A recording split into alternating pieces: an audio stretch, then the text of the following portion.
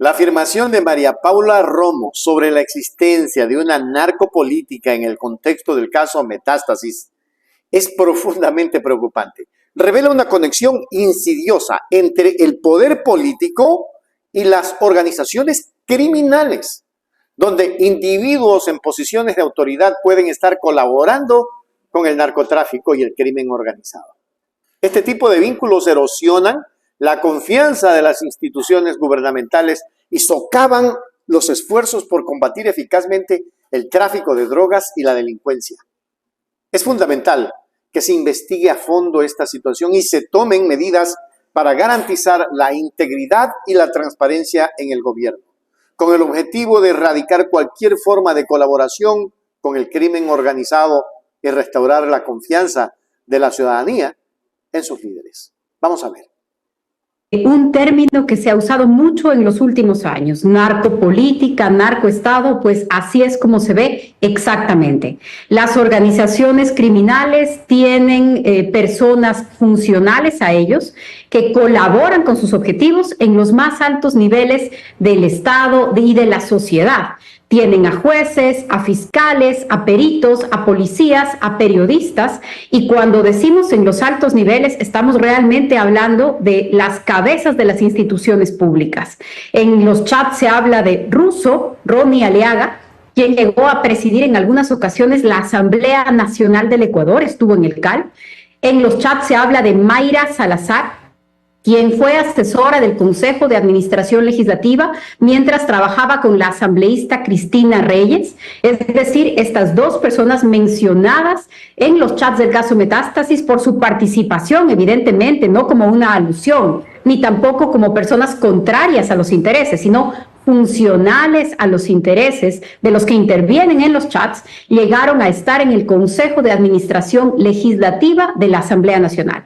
Jueces de Corte Nacional, uno de ellos llegó a ser presidente del Consejo de la Judicatura, estamos hablando de policías, de peritos, es realmente algo muy alarmante, y estamos hablando de medios de comunicación o de periodistas, me refiero a Anderson Boscan, que hacía un trabajo funcional a esta organización. En resumen, la declaración de María Paula Romo plantea serias preocupaciones sobre la existencia de una narcopolítica en el caso Metástasis, destacando la necesidad urgente, ecuatorianos, de investigaciones exhaustivas y reformas para garantizar lo que altos niveles de gobierno no colaboren con organizaciones criminales y para restaurar la confianza en las instituciones gubernamentales. Pero veamos quién empezó todo esto y desde cuándo empezó. El tema es que en el gobierno de Moreno, en el gobierno de Lasso, donde ella fue parte, principalmente en el gobierno de Moreno, no puede dar clases pues, de moral. Primero habría que ver qué fue lo que hicieron con Moreno y por qué traicionaron a la Revolución Ciudadana. Ella se unió con Moreno para traicionar lo que nosotros llamábamos la década ganada, donde había dignidad, donde había calidad de vida, donde había calidez de vida, por odio político. Los odios políticos no deben de seguir, ecuatorianos. Los odios políticos son los que le tienen sumido en la miseria al Ecuador.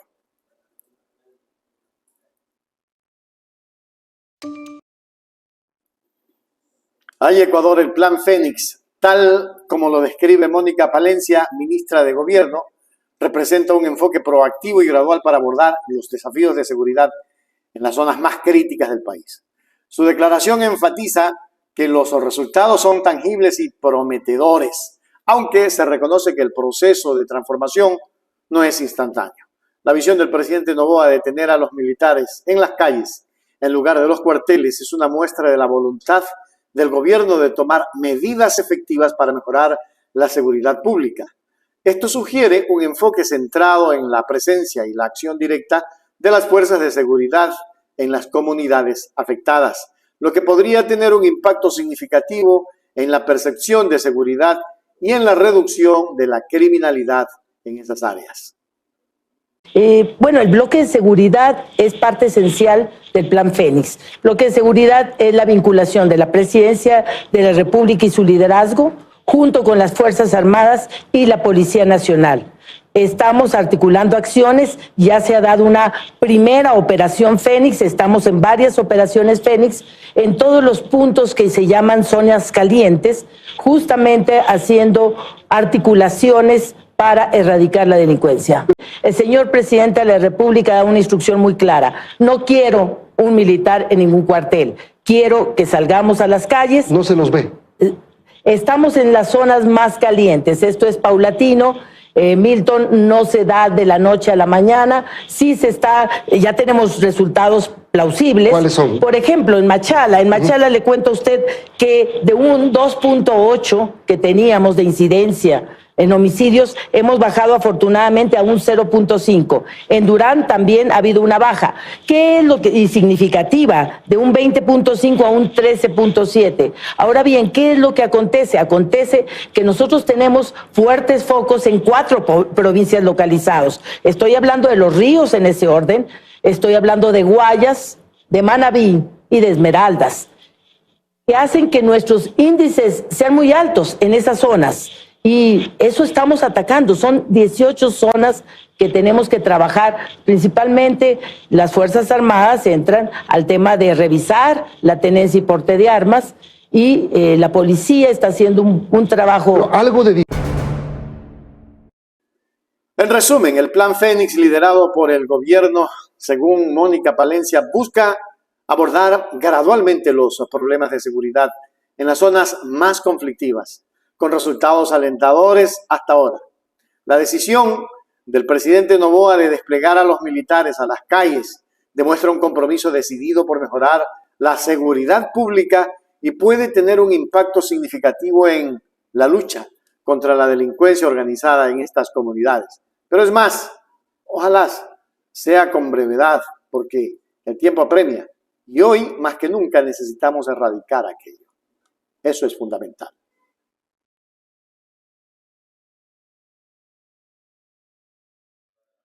La Fiscalía General del Estado del Ecuador, liderada por la fiscal Diana Salazar, se encuentra actualmente en el centro de una polémica tras las acusaciones de haber filtrado información personal reservada en un caso de alto perfil. Según las acusaciones, esta información, que solo debería estar disponible en el sistema de protección a víctimas, fue divulgada poniendo en riesgo la seguridad de la persona afectada y sus hijos. Eso denuncia Priscila Schettini. Este incidente plantea serias preocupaciones sobre la confidencialidad y la integridad del sistema judicial ecuatoriano, así como sobre la protección de los derechos de las víctimas y testigos en procesos legales. Vamos a escuchar a Priscila Schettini en este mensaje que diera a través de un medio de comunicación, en donde prácticamente lo que vemos es una vulneración a sus derechos. Escuchemos un momento y luego... Pero yo quiero decirles, la fiscal general se hace un tema psicológico, una pericia para la denuncia de delito de odio que nos hizo, y hay algo que ella menciona y que es importante analizar, qué es lo que causa conflicto realmente, cuál es el rollo de todo eso. Ella dice, si yo no hubiera hecho el caso Freddy Carrión, mi vida estaría tranquila. Porque Angélica y Priscila, Angélica Porras y Priscila Schettini, como decía, me han hecho la vida imposible, porque si yo no hubiera cogido este caso, nada de esto hubiera estado pasando, yo me arrepiento, perdón. Uno se arrepiente de hacer las cosas cuando hay la prueba. Disculpen, yo no me arrepiento de haberla denunciado de fraude procesal ni de plagio, porque yo sí tengo las pruebas. Y no me arrepiento de seguir de pie así me cueste la vida. Pero la señora dice, me arrepiento de haberme metido en este caso de Freddy Carrión.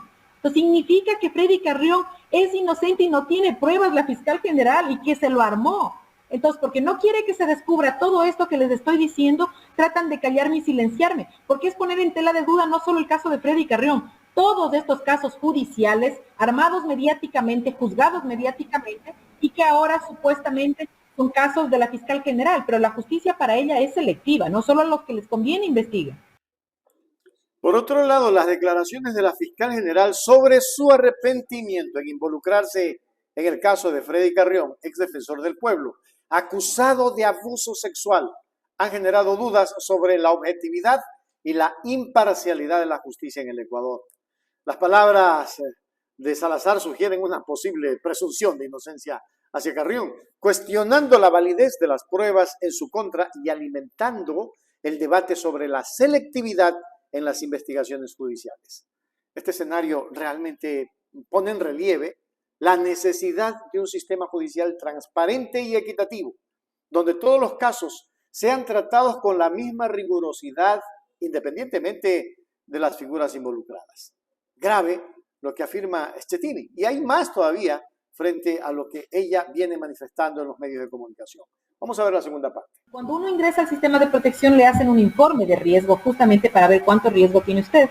Ingresan a mi domicilio policías, cogen coordenadas exactas y únicas, no solo la ubicación, sino coordenadas exactas de donde yo estoy, toman fotografías internas, externas, todo eso hacen más o menos del sistema de protección. Ahora, ¿qué sucede? La jefa del sistema de protección es la fiscal general del Estado, Diana Salazar Méndez. Ella les manda al sistema de protección. Entonces, yo soy protegida por la propia fiscal general del Estado, entre comillas, ¿no?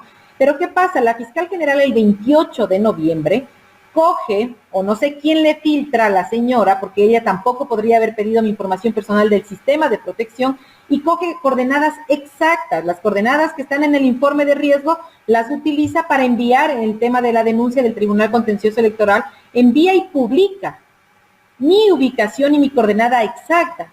Quiere decir que la señora y su abogada pusieron en riesgo la vida mía y de mis hijos para que todo el mundo tenga mis coordenadas exactas de donde yo estoy y me encuentro. ¿De qué protección yo puedo estar hablando si no puedo confiar ni en la propia policía ni en la propia fiscalía, que son los que me ponen en riesgo? Y Carla, lo que estuvimos y vivimos esa noche fue terrible. No pudimos dormir y hemos pasado mal.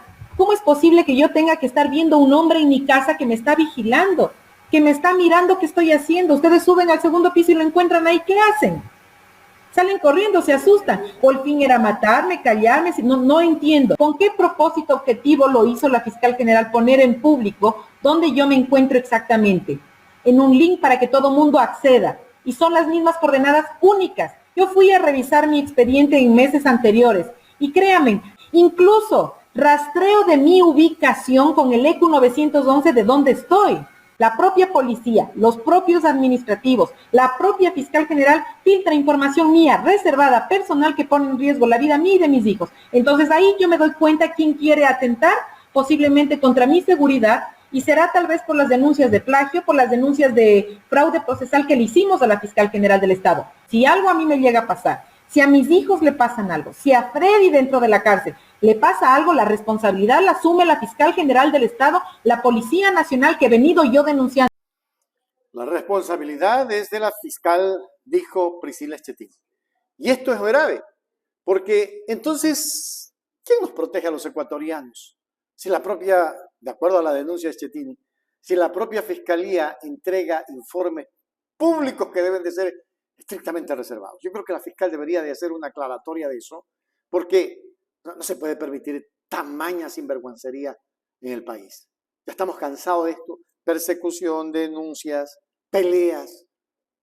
Sin embargo, yo veía a Pedro Granja en algún editorial que hacía en un medio de comunicación, también muy fuerte, y él decía, ¿de qué estamos hablando?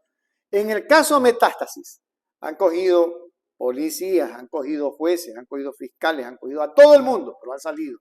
El único que se quedó fue precisamente quien lideraba esta institución del Estado, y que hoy ya tiene nuevo titular porque él renunció.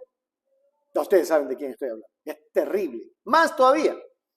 Y decía Pedro Granja, están todos presos, menos los narcos, los capos. Hay uno solo que esté preso, ninguno. Pero hay más todavía. ¿Dónde está pues el señor Lazo, que aparentemente tenía vínculos con la mafia albanesa? ¿O no existe ninguna mafia albanesa en el Ecuador? Y esto era un cuento de nunca acabar. ¿Dónde está pues Moreno, que destruyó el país con la señora Romo? Fuera del país, fuera del Ecuador. Lazo, fuera del país. ¿Dónde están los que deben de pagar por todo el daño que le han hecho al país? Fuera del país, no están acá. Sencillamente ecuatorianos, porque aquí tienen protección. La protección de la derecha, de la ultraderecha recalcitrante, es la que le está haciendo daño a este Ecuador. Yo creo que algún momento el país va a convulsionar. Y cuando convulsione el Ecuador, van a hacer que se vomiten aquellos que han hecho daño. Y se vomiten, pero de lo que le van a hacer. Es terrible. Ecuador, la gente está indignada. El país tiene indignación con lo que ocurre todos los días Usted mira el periódico ese que usted lo exprime y bota sangre, que ya poco se vende porque la gente lo mira en la red. Crimen tras crimen tras crimen tras crimen. No hay una sola noticia que diga hemos combatido y hemos cogido a la organización delictiva real. No, cogen a los cojuditos por ahí, perdón la expresión, pero esa es la verdad. Qué pena por el Ecuador y qué pena por la justicia en el país. Y me da mucha pena que ojalá Priscila Schettini, que es una defensora de derechos humanos, no siga vulnerando, no le sigan vulnerando esos derechos que ella tiene. Terrible.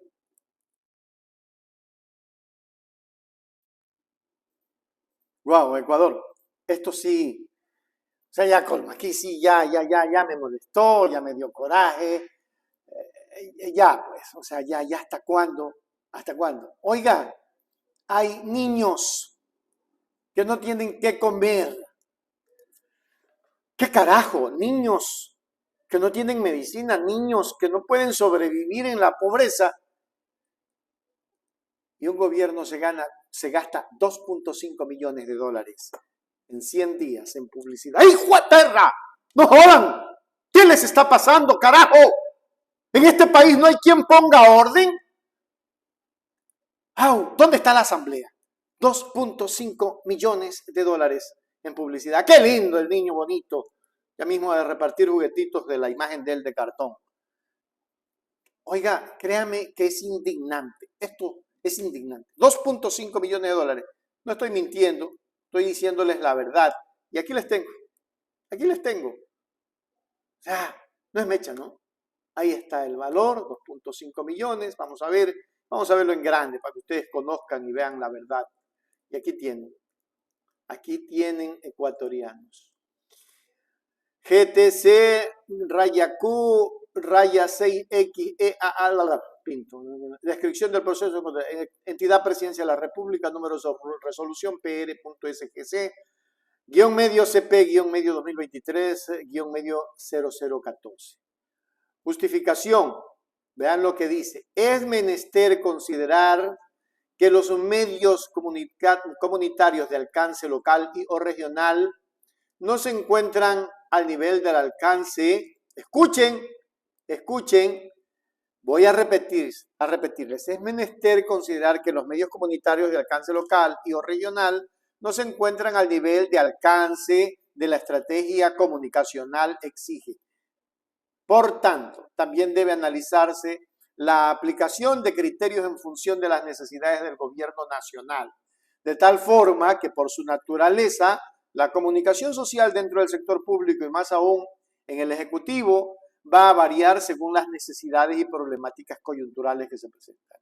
Servicio, aquí dice, objeto del proceso, servicio de pautaje y difusión de mensajes en campañas del gobierno nacional. Código RE-medio CSCD-medio PR-medio 2023-medio 004. Tipo de compra, servicio.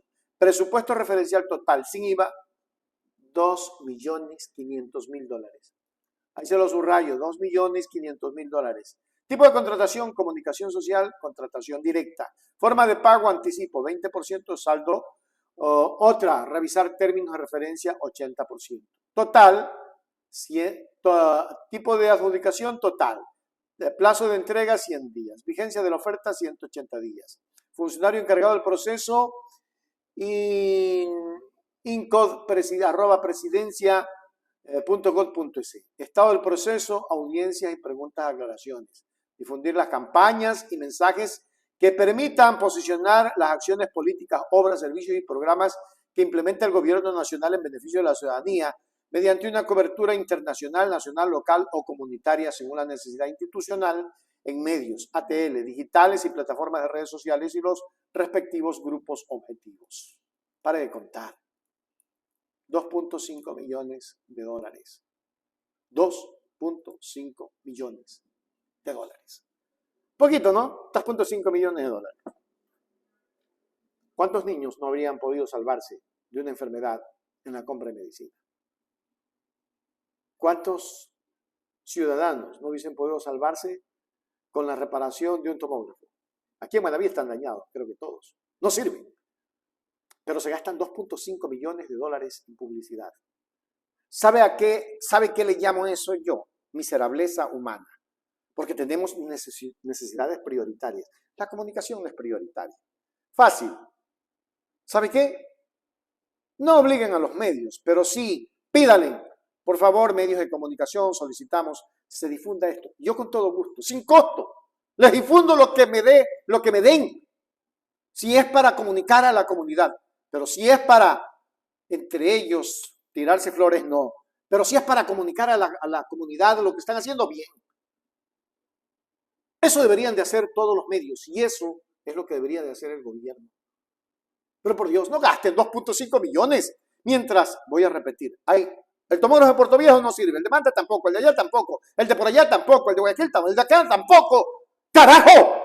Hay prioridades y prioridades. Este país está en la M, créame. ¿Sabe qué? ¿Sabe cuándo se arregla el Ecuador?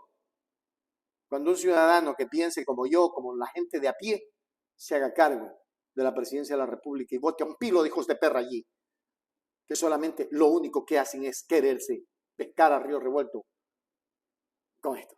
O es que ya lo está presionando, te seco, avisa. Por favor, necesitamos publicidad o lo comenzamos. Porque así es lo que se está haciendo ahora. Esa es la vacuna de la comunicación la que están aplicando ecuatorianos. Si no me das, ya sabes, te despedazo. Presidente Noboa, si es que usted ganó como ganó, si es que usted dice que ganó como ganó, deje de hacer sandeces y comienza a trabajar por el país. Esos 2.5 millones, tírelos abajo. ¿Y sabe qué? Póngase a arreglar todo lo que falta en medicina. Los 2.5 millones de dólares no hacen falta para una comunicación. Si usted cree que tiene una imagen, haga obras. Lo mejor que podría hacer es eso. Y si cree que lo están presionando los sicarios de la comunicación, mándelos al carajo, a la M. Independícese. Y por último, revierta frecuencias. Si joden mucho. Ya basta, país. Ya es hora de poner orden en el Ecuador. Es hora de poner orden en el Ecuador.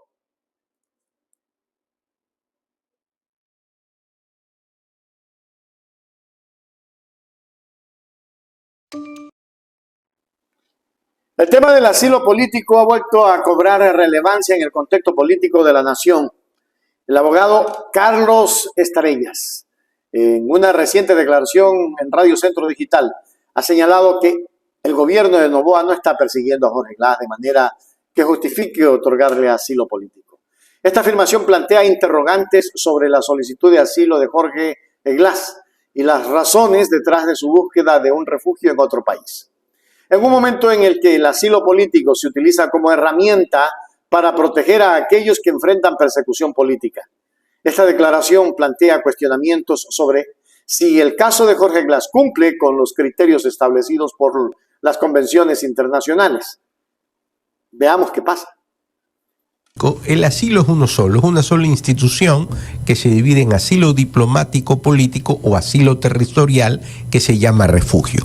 El asilo político, de acuerdo a las convenciones de asilo, solo se los da a los perseguidos políticos, no a personas que tienen problemas con la justicia o problemas judiciales.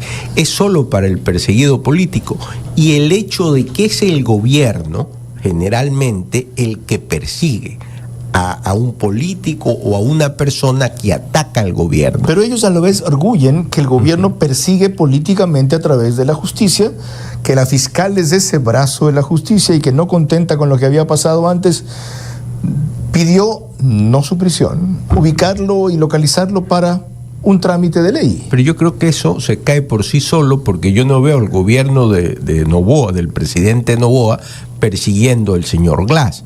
Yo creo que es un asunto netamente judicial que él debe de responder, y de hecho, de lo que yo le oí a la fiscal, ella dice que lo que debe hacer el señor Glass es presentarse a declarar ante la Corte Nacional de Justicia. ¿Por qué no defiende con su claridad y fortaleza, perdón que le diga así, la Cancillería esa posición? Usted ha declarado, si no el Patucho Rigoberto, el gordo Miguelito, a quién sabe quién iría a la embajada y se pone como huésped. Claro. Alguien que tiene deudas con la justicia debe enfrentarla. Lo lógico sería que México diga que no hasta que se demuestre que es un perseguido político, pero no veo al gobierno ecuatoriano afanoso demostrando que no es un perseguido político, haciendo una relación de estos hechos, explicando lo que significa la diligencia a la que lo llamó la fiscal. Claro, yo igual, al igual que usted, lo veo al gobierno que no expone bien, que la Cancillería no aclare esos puntos, porque en realidad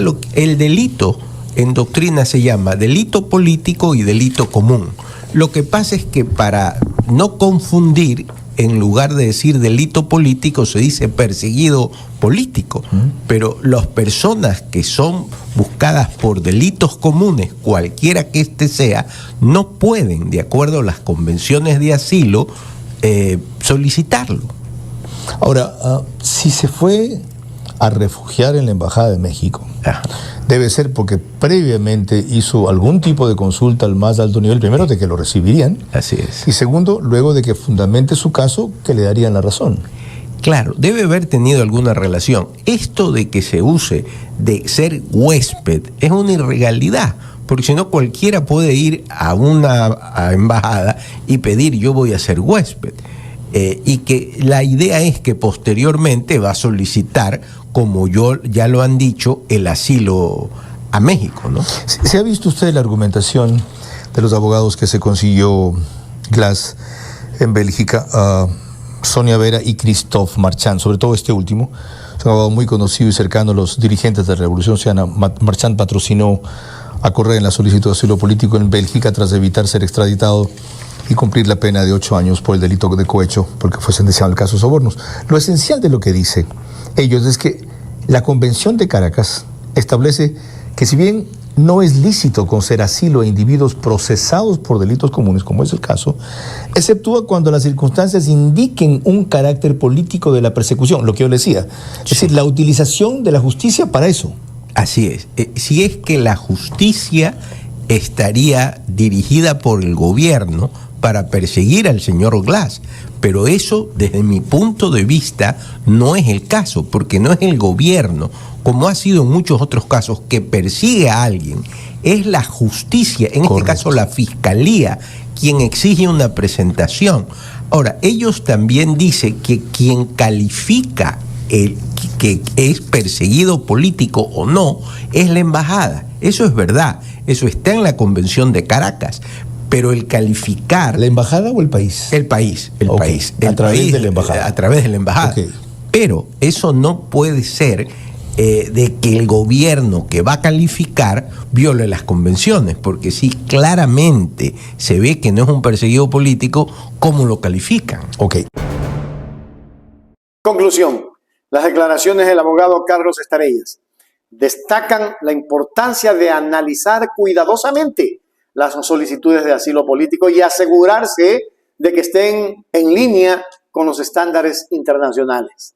La afirmación de que el gobierno de Noboa no está persiguiendo a Jorge Glass plantea un debate sobre si el asilo político es la vía adecuada en este caso, que subraya la necesidad de una revisión detallada de la situación para garantizar la integridad y transparencia en la toma de decisiones relacionadas con el asilo político.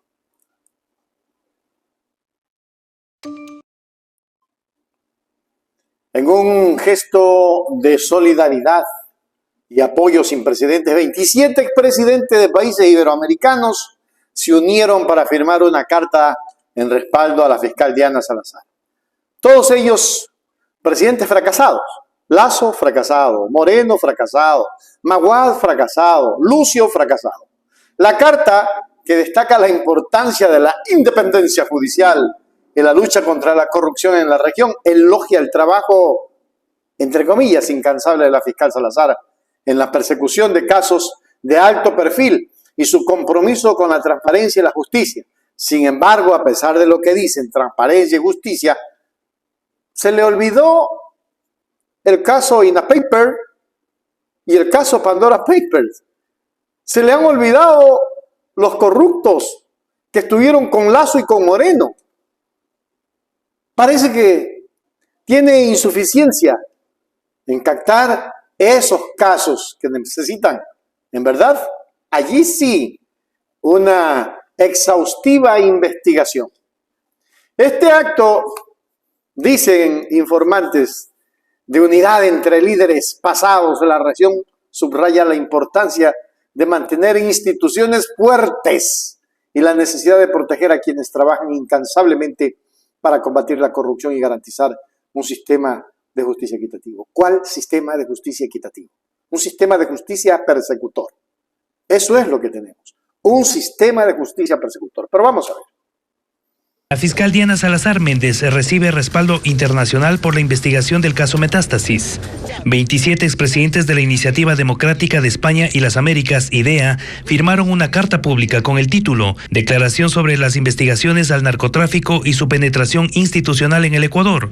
El documento fue suscrito por 26 ex jefes de Estado y de Gobierno de Latinoamérica y el expresidente de España, Mariano Rajoy, ante la reciente revelación de la investigación liderada por la fiscal doctora Diana Salazar, que mostraría la presencia de un entramado criminal que vincula al crimen del narcotráfico con altas esferas de la Administración de Justicia en dicho país. Expresamos nuestro más enérgico respaldo a la valiente labor del equipo que lleva adelante las investigaciones de la mencionada fiscal. Hemos seguido con preocupación los pronunciamientos de un grupo ideológicamente concertado que, en lugar de respaldar el Estado de Derecho y la democracia, intenta sembrar dudas sobre esta actuación crucial e importante para la preservación de la gobernabilidad ecuatoriana. En el país, la única organización política que cuestiona a la fiscal Salazar por investigación del caso Metástasis, que revela la infiltración del narcotráfico en la justicia, es la Revolución Ciudadana, que pretende destituirla mediante un juicio político en la Asamblea Nacional. Para los expresidentes que integran el grupo IDEA, que defiende la democracia y el Estado de Derecho, en el caso Metástasis, la fiscal actuó con valentía y determinación. Por Ecuador firmaron el comunicado los expresidentes Yamil Maguad, Osvaldo Hurtado, Lucio Gutiérrez, Lenín Moreno y Guillermo Lasso.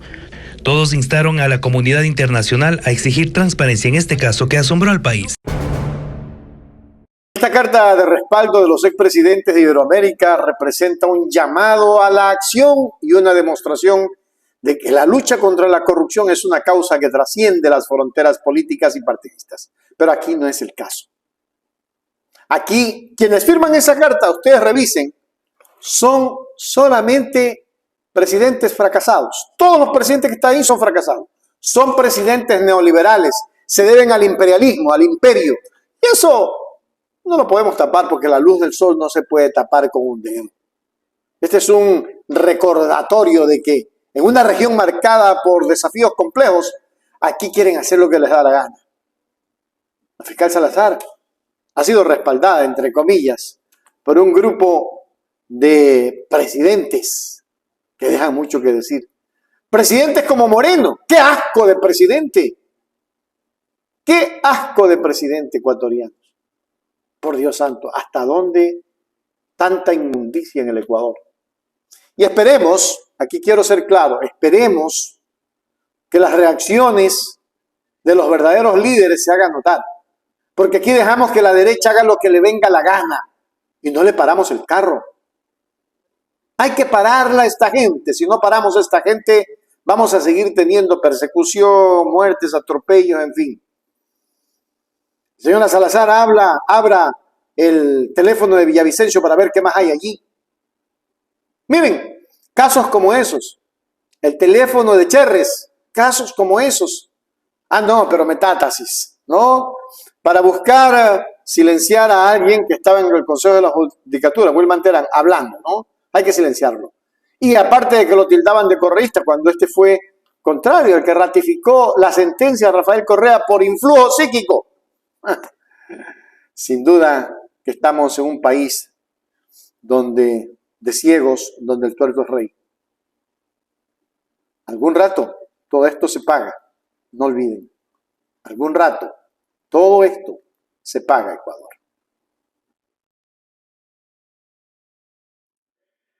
Aquí es breve, es brevísimo, ¿no? Es súper breve. El caso Metástasis, una investigación dirigida por la Fiscalía, ha suscitado un intenso debate en el ámbito jurídico y social. Según el analista y abogado Sergio S., conocido por su presencia en la red social TikTok, un tiktokero que tiene cantidad de seguidores, este caso no es más que un intento de desviar la atención de la verdadera corrupción. El tiktoker argumenta que a través de este caso se busca responsabilizar a terceros por delitos y actos corruptos mientras se ocultan las verdaderas fuentes y actores de la corrupción en niveles más altos. Esta acusación no solo plantea serias preocupaciones sobre la integridad del sistema judicial, sino que también pone en tela de juicio la transparencia y la responsabilidad de los involucrados en el proceso de investigación. Y yo sí quiero que ustedes ahora miren un poco al abogado Sergio C., porque realmente, primero es importante, ¿no? Es importante que sean ustedes los que conozcan el tema. Ya les voy a poner aquí para que tengan conceptualizaciones de lo que es el verdadero caso Metástasis. Él lo dice así muy brevemente, pero me encantó como lo dice. Vamos a mirar y luego venimos a comentar.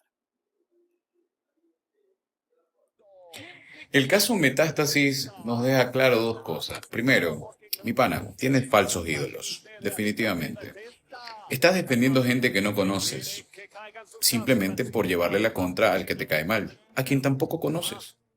Todo es parte de un fanatismo absurdo, como si esto fuera fútbol, Barcelona versus Emelec, Cristiano versus Messi.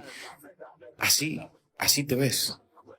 Porque aunque quieras negarte y decir que Pepito es el más corrupto de la historia y que lo odias y que lo detestas como si te hubiera puesto los cachos, aquí sale salpicado todo el mundo. Sale Carrillo, sale Villavicencio y su abogado, cosa que es interesante porque todos sabemos quién es el abogado y quién siempre andaba con él en esas épocas, y Fiscalía no los procesó. Interesante. Es más, Fiscalía sabía esto hace mucho tiempo, cuando estaba vivo inclusive, y tampoco lo procesó.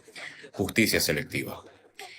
Y así salen salpicados muchísimos políticos, sí, a esos que tú defiendes, que sin conocerlo, repito, los defiendes. Te peleas con tus amigos por defenderlos, cuando ellos a ti ni te topan, solo te utilizan. Y esta reflexión la hago porque en estos días lo que he podido escuchar, lo que he podido leer, es eso. Es que hay gente que todavía defiende a esos políticos. Que su justificación, por ejemplo, a lo de Villavicencio, es sí, pero Pepito robó más. No, pero Pepito hacía esto. No, pero acuérdate de esto. Pana, nadie está discutiendo eso de ahí. Pero el punto es que si aparece algo dicho por una persona que supuestamente ustedes idolatran, tienen que tenerlo en consideración. Pero ciegamente siguen defendiendo. Esto es como, no me importa lo que hagan los que me caen bien, porque mientras le sigan cayendo mal al otro o sean contrarios al otro, yo los voy a defender.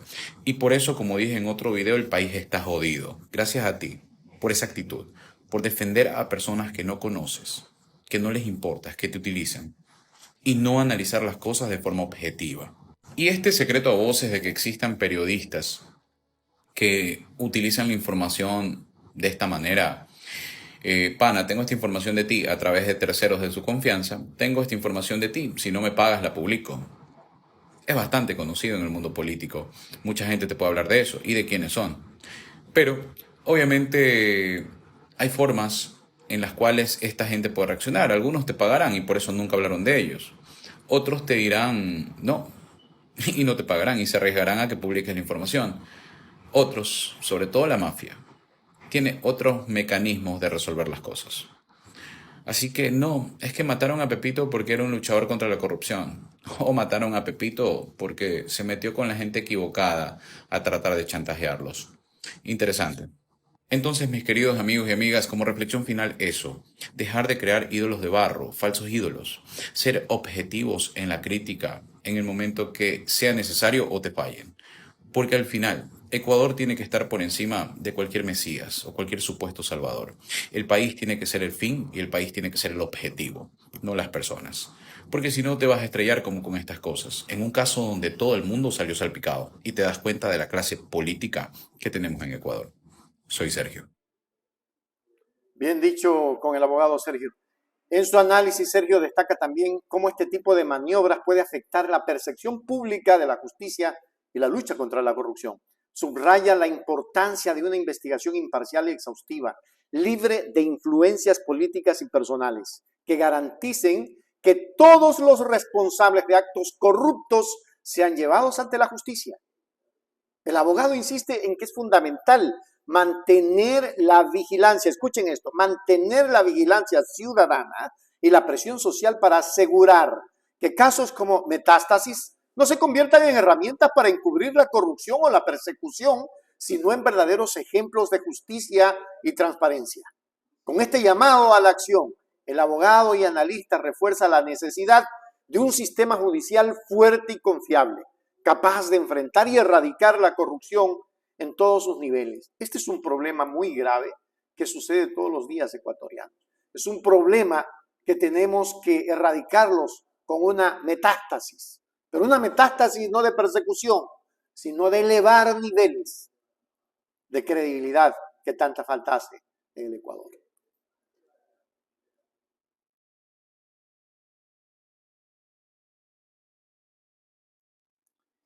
Y cada día vemos cosas muy graves, consecuencias de todo este sistema de justicia que hay en el Ecuador.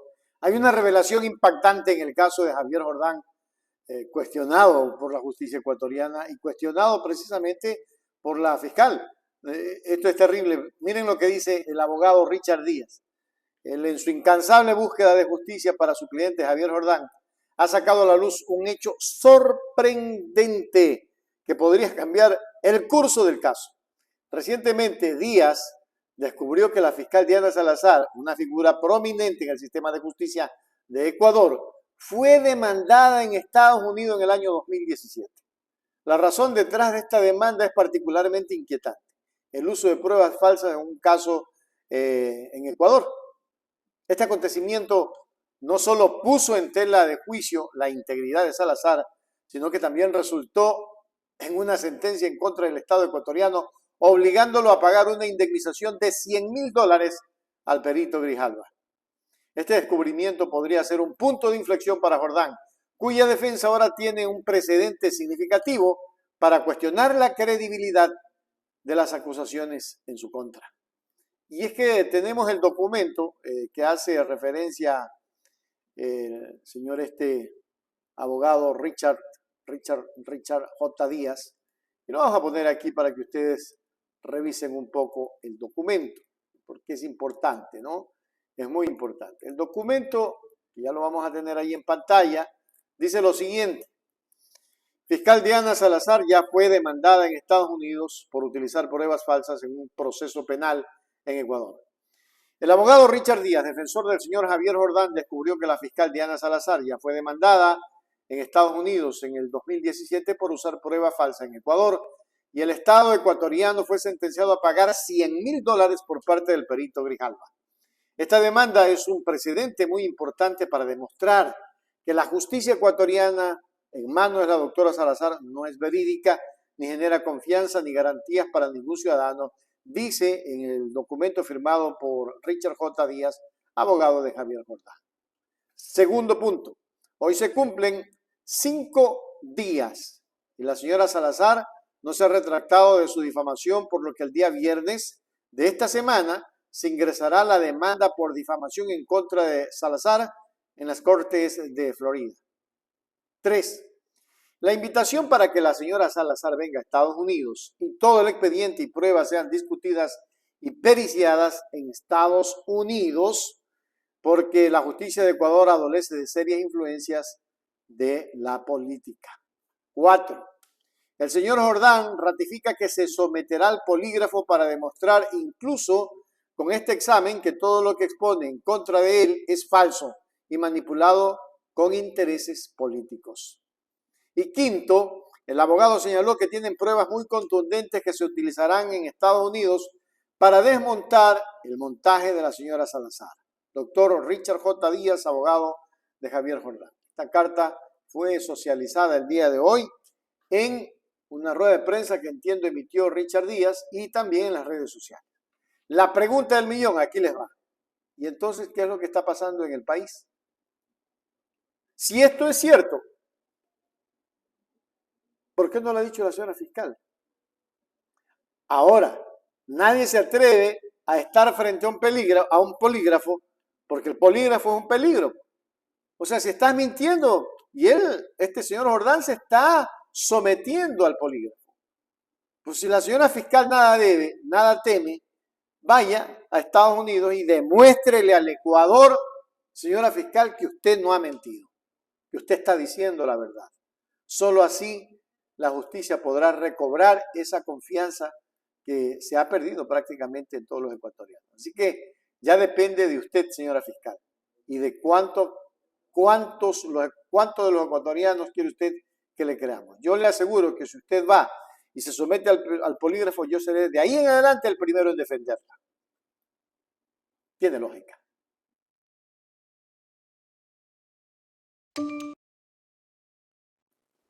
Durante la emotiva ceremonia de inauguración del Puente Delta sobre el Río Blanco, una obra de infraestructura crucial que conectará Puerto Quito y La Concordia, el presidente Daniel Noboa tomó la oportunidad para resaltar los logros significativos de los operativos antidelictivos llevados a cabo por las fuerzas policiales y militares del país.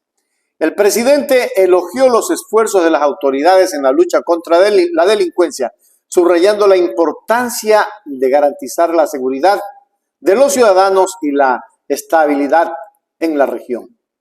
Además, en un gesto de optimismo, el mandatario mencionó que, a pesar de la difícil situación económica que enfrenta el país, se está avanzando gradualmente en la liquidación de las deudas pendientes, proporcionando un rayo de esperanza en medio de los desafíos financieros. Nosotros hemos empezado con mucha acción en estas 5 semanas. Hemos empezado resolviendo muchos problemas atrasados. Aquí tenemos pues a la presidenta del CONGOPE, Paola, la cual hemos llegado ya a un acuerdo también de pagos. Ayer tuvimos una reunión con AME para poder avanzar con los pagos. Hemos reducido la deuda con cruce de deuda con el BEDE también, de centenares de millones de dólares, y aún así tenemos que poner la casa en orden, tenemos que ordenar las cosas. Teníamos que hacer un barrido general para que las cosas puedan encaminarse.